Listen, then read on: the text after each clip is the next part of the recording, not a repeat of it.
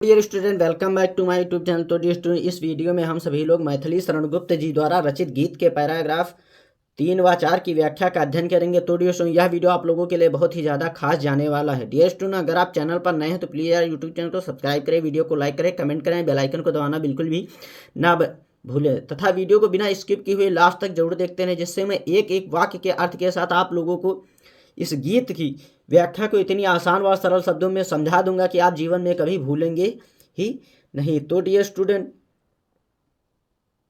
आप लोग वीडियो पर अंत तक जरूर बने रहना। डियर स्टूडेंट, इसमें जो है लक्ष्मण की पत्नी उर्मिला की विरह का वर्णन किया गया है। अगर डियर स्टूडेंट इसके आप पहले यानी कि पैराग्राफ 1 व 2 की व्याख्या को चाहते हैं तो आप हमारे यूट्यूब प्रोफाइल पर जाकर उस वीडियो को भी देख सकते हैं, या फिर आप गीत नॉलेज ट्रैक को सर्च करने पर हमारी वीडियो आ जाएगी, तो आप उसे भी देख सकते हैं। तो डियर स्टूडेंट, यहाँ पर बिना किसी देरी के शुरू करते हैं अपनी इस वीडियो को। मुझे फूल मत मारो, मैं अबला बाला वियोगिनी, कुछ तो दया विचारो, होकर मधु के मीत मदन पट तुम कट गरल नगारो, मुझे विकलता तुम्हें विफलता, ठहरो श्रम परिहारो, नहीं भोजनी यह मैं कोई, जो तुम जाल पसारो, बाला हो तो सिंदूर बिंदु यह हर नेत्र निहारो, रूप दर्प कंदर्प तुम्हें तो मेरे पति परवारो, लो यह मेरी चरण धूल उस रति के सिर पर धारो। इस पैराग्राफ में जो है डियर स्टूडेंट, वसंत ऋतु का सुहावना समय चल रहा हो, चारों फूल खिले हुए हैं, रंग बिरंगे फूल खिले हुए हैं, परंतु विराड़ी उर्मिला को बसंत ऋतु का विकास और फूलों के रंग रूप जो है कष्टदायी प्रतीक हो रहा है। तो कहती हैं मुझे फूल मत मारो, यानी कि उर्मिला जी जो है काम व्यथित होने पर यानी कि बहुत ही ज़्यादा दुखी होने पर कामदेव से प्रार्थना करती है या विनती करते हैं कि हे कामदेव, मुझे फूल मत मारो, यानी कि मुझे अपने पुष्प रूपी बाणों से घायल मत करो। मैं तो अबला हूँ, बाला हूँ यानी कि युवती हूँ, और वियोगिनी हूँ, और तीसरी तो वियोगिनी हूँ, कुछ तो दया विचारो, इसलिए मेरी इस दशा को देखकर मेरे ऊपर कुछ तो दया करो। होकर मधु के मीत मदन पट तुम गरल नगारो। पट मिस होता है क्या? चतुर होता है। पट मिस क्या होता है? चतुर। और कट मिस क्या होता है? कष्ट। गरल मिस क्या होता है? विष। और कहती हैं तुम बसंत के मित्र हो और चतुर हो, इसलिए मुझ पर विष की वर्षा मत करो, यानी कि होकर मधु के मीत मदन पट तुम कटु गरल न गारो, यानी कि तुम तो बसंत के मीत मिस क्या होता है? मित्र, यानी मदन मिस होता है कामदेव। हे कामदेव, तुम तो बसंत के मित्र हो, पट चतुर हो, तुम कटु गरल न गारो, इसलिए मुझ पर विष की वर्षा मत करो, अर्थात मेरे प्रति इतनी निठुरता मत दिखाओ, यानी कि मेरा मन वैसे भी बहुत ही ज़्यादा दुखी है और तुम मुझ पर विष की वर्षा मत करो।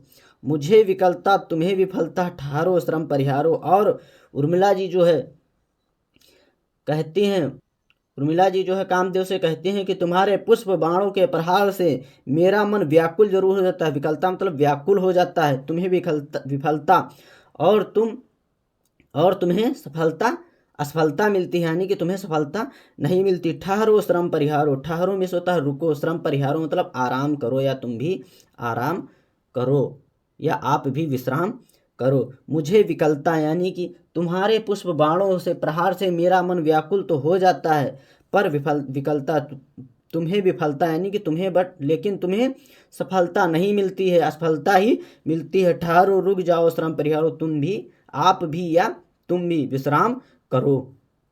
आप मुझे विचलित करने के लिए बहुत ही ज़्यादा परिश्रम कर चुके हो। नहीं भोजनी यह मैं कोई, जो तुम जाल पसारो। और कहती हैं कि यानी कि श्री कामदेव जी को जो है चेतावना देते हुए कहती हैं कि हे कामदेव, मैं भोज विलास की इच्छा रखने वाली कोई विलासिनी नहीं हो, जो तुम अपने जाल में मुझे फंसा लोगे। बल हो तो सिंदूर बिंदु यह हर नेत्र निहारो। अगर तुम में हिम्मत है या बल है या ताकत है तो तुम तुम में शक्ति है तो तुम शिव नेत्र के समान बाधाओं को भस्म कर देने वाले, यानी कि हर नेत्र मतलब शिव नेत्र, यानी कि शिव नेत्र के समान बाधाओं को भस्म कर देने वाले मेरे सिंदूर बिंद की ओर ध्यानपूर्वक देखो। यह तुम्हें शिव नेत्र की भांति के समान जलाकर भस्म कर देगा। रूप दर्प कंदर्प तुम्हें तो मेरे पति पर वारो। अगर और कहते हैं कि हे कामदेव, उर्मिला जी कहते हैं कि हे कामदेव, यदि तुम्हें अपने रूप या सौंदर्य पर गर्व है तो तुम अपने इस गर्व और सौंदर्य को मेरे पति के चरणों में निछावर कर दो। अर्थात सौंदर्य में तुम मेरे पति के चरणों की धूल के भी बराबर नहीं हो। लो यह चरण धूल उस रत के सिर पर धरो। रत मिस क्या होता है, यानी कि कामदेव की पत्नी का नाम ही रत है।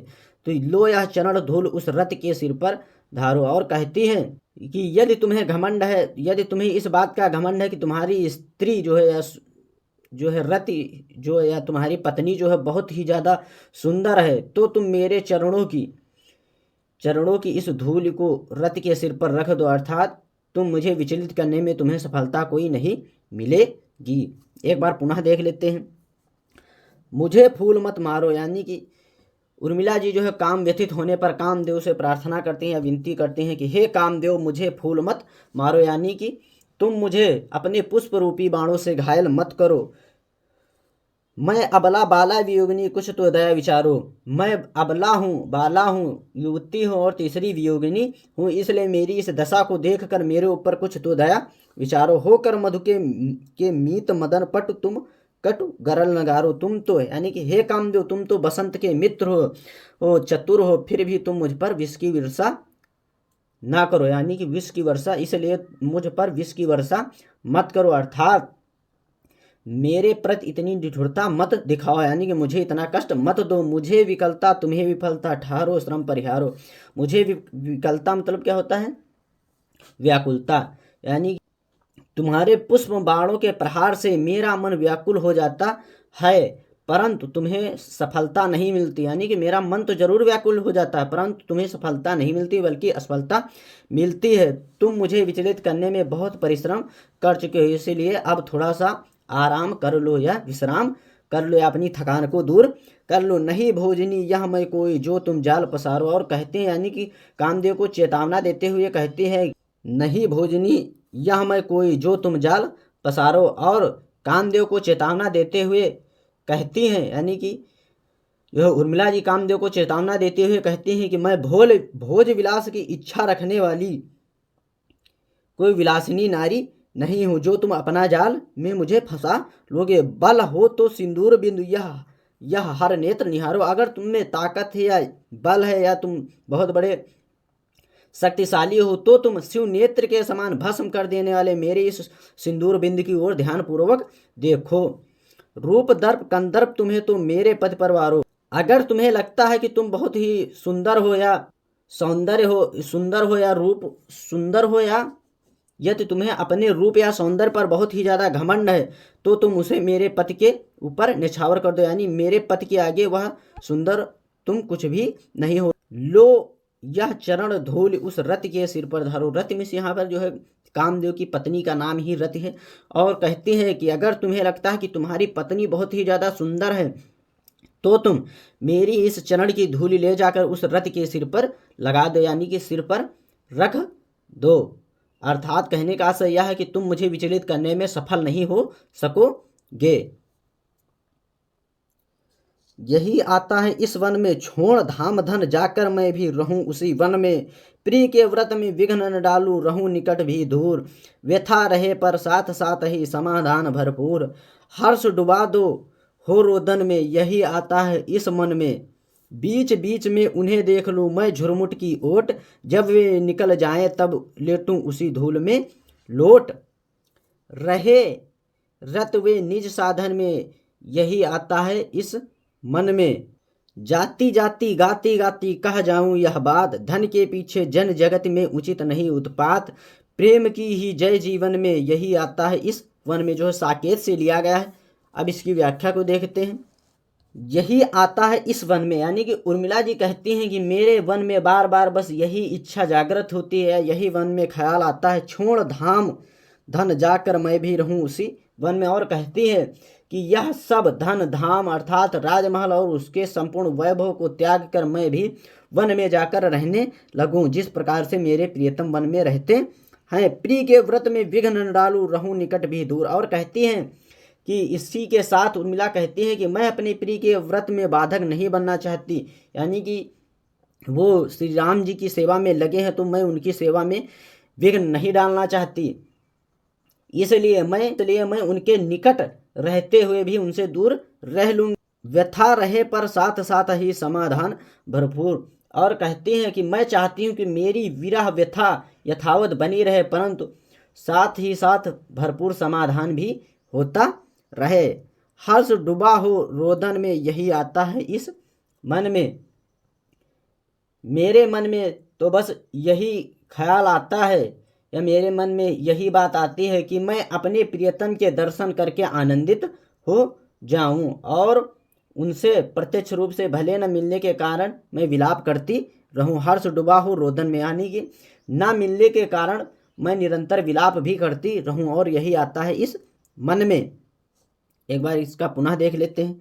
यही आता है इस मन में, छोड़ धाम धन जाकर मैं भी रहूं उसी वन में। यानी कि उर्मिला जी जो है कहती हैं कि सारा धन धाम अर्थात राजमहल तथा उसके संपूर्ण वैभव को त्याग कर उसी प्रकार से वन में रहने लगूं, जिस प्रकार से मेरे प्रियतम जी वन में रहते हैं। प्रिय के व्रत में विघ्न डालूं, रहूं निकट भी दूर। और कहती हैं कि मैं अपने प्रिय के व्रत में विघ्न या बाधा नहीं डालना चाहती, जिससे मैं उनसे निकट रहते हुए भी दूर रह लूँगी। यानी कि कहने का अर्थ यह है कि मेरे प्रियतम लक्ष्मण जी जो है श्री राम जी की सेवा में लगे हैं, तो उनकी सेवा में मैं विघ्न नहीं डालना चाहती, और मैं उनसे निकट रहते हुए भी दूर रह लूँगी। यथा रहे पर साथ साथ ही समाधान भरपूर। और कहती हैं कि मेरी विरह व्यथा यथावत बनी रहे, परंतु साथ ही साथ उनका भरपूर समाधान होता रहे। हर्ष डूबा हो रोदन में यही आता है इस मन में। और कहते हैं यानी कि किंतु बीच बीच में उनके दर्शन करके अपनी विरह व्यथा को दूर कर सकती हो। मेरे मन में तो यही आता है कि मैं अपने प्रिय के दर्शन करके आनंदित होती रहूं, और उनसे प्रत्यक्ष रूप में ना मिल पाने के कारण मेरे मन में जो है निरंतर विलाप भी करती रहूं, या मेरा मन बहुत ही ज़्यादा दुखी होता रहे। बीच बीच में उन्हें देख लूँ मैं झुरमुट की ओट। झुरमुट की ओट मतलब क्या होता है? झुरमुट मिस होता है झाड़ियाँ, ओट मिस छिपकर। बीच बीच में उन्हें देख लूँ मैं झुरमुट की ओट। और कहती उर्मिला कहते हैं मैं अपने प्रियतम के समीप रहते हुए भी मैं उन्हें बीच बीच में थोड़ी थोड़ी देर बाद झुरमुट की ओट में यानी कि झाड़ियों की आड़ में रह करके अपने प्रियतम को देखती रहूं। जब वे निकल जाएं तब लेटूं उसी धूल में लोट। और कहते हैं कि जब मेरे प्रियतम जिस मार्ग से निकल जाए, अगर उसमें धूल पड़ी हो तो मैं उसी धूल में जब निकल जाए तो उसी धूल में लौट जाऊं या लेटी रहूं। रहें रत वे निज साधन में यही आता है इस वन में। और कहते हैं इस प्रकार मेरे प्रियतम निरंतर अपनी साधना में लगे रहें और मेरी उपस्थित उनकी साधना में कोई बाधा ना बने, यही आता है इस मन में। और यही ख्याल मेरे इस मन में आता रहता है। तो एक बार पुनः देख लेते इसी को। बीच बीच में उन्हें देख लूं मैं झुरमुट की ओट, जब वे निकल जाएं तब लेटूं उसी धूल में लेट। बीच बीच में उन्हें देख लूं, यानी कि उर्मिला कहते हैं कि वन में अपने प्रियतम के समीप रहते हुए भी मैं बीच बीच में उन्हें थोड़ी थोड़ी देर बाद झाड़ियों की ओट में या झाड़ियों की बीच में रह करके मैं उन्हें अपने प्रियतम को देख लूँगी। जब वे निकल जाएं तब उसी धूल में लेट। अगर जिस मार्ग से वे निकले, अगर उस मार्ग में धूल पड़ी हो तो मैं जब वे निकल जाए तो उसी मार्ग की उस धूल पर मैं लेटी रहूं। रहे रत वे निज साधन में यही आता है इस मन में। और कहते हैं कि इस प्रकार मेरे प्रियतम निरंतर अपनी साधना में लगे रहें, यानी कि श्री राम और सीता जी की सेवा में लगे रहें, और उनकी मेरी उपस्थित उनकी सेवा या में कोई भी बाधा, साधना में कोई भी बाधा नहीं बनना चाहती है। जाती जाती गाती गाती कह जाऊं यह बात, धन के पीछे जन जगत में उचित नहीं उत्पात, प्रेम की ही जय जीवन में नहीं यही आता है इस मन में। जाती जाती और उर्मिला जी जो है पीड़ा और व्यथा की स्थिति में उर्मिला अपना संदेश देते हुए कहते हैं, या फिर यहाँ पर कह लीजिए कि मैथिली समृद्धि अपना संदेश देते हुए कहते हैं कि मेरे मन में तो यही आता है कि मैं गाते गाते और जाते जाते यही बात कह जाऊं कि हे मनुष्य, इस संसार में धन और वैभव के लिए उत्पात और संघर्ष करना उचित नहीं है। इस जीवन में प्रेम की ही विजय होती है, धन की नहीं। और यही ख्याल आता है मेरे इस मन में। जाती जाती यानी कि जाते जाते और गाते गाते मैं यही बात कहना चाहती हूँ या कह रही हूँ कि धन के पीछे, धन और वैभव के पीछे लड़ाई करना या संघर्ष करना या आपस में लड़ाई करना उचित नहीं है। इस जीवन में प्रेम की ही विजय होती है और धन की नहीं। यही आता है इस मन में और यही ख्याल मेरे इस मन में आता है। जो है ये डियर स्टूडेंट साकेत से लिया गया है। तो डियर स्टूडेंट, अगर आपने अभी तक हमारे यूट्यूब चैनल को सब्सक्राइब नहीं किया तो प्लीज़ यार यूट्यूब चैनल को सब्सक्राइब करें, वीडियो को लाइक करें, कमेंट करें एंड बेल आइकन को दबाना बिल्कुल भी ना भूलें, जिससे मैं जो भी वीडियो अपलोड करूँ वो डायरेक्टली सबसे पहले आप तक जरूर पहुँचे।